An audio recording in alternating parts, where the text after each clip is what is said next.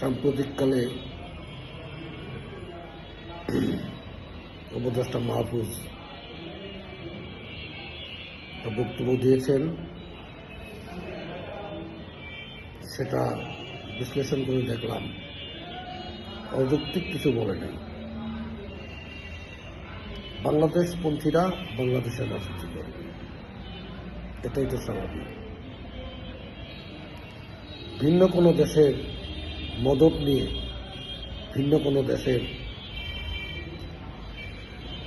Prescription নিয়ে বাংলাদেশের রাজনীতি করবে, সেটা তো মেনে নেওয়া যায় না।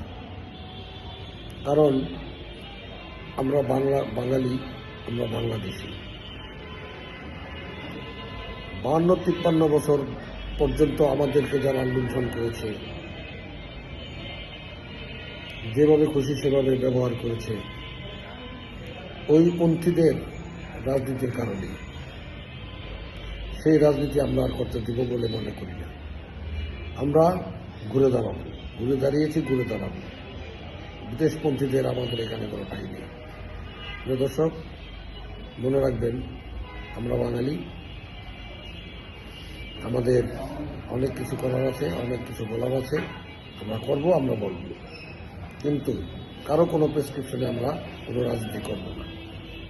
তাই বলছি, ছাত্ররা ছোট হলেও, বসে যাই হোক, ছোট হলেও তারা কিন্তু একটা যুগান্তকারী কথা বলেছেন, সিদ্ধান্ত নিয়েছেন।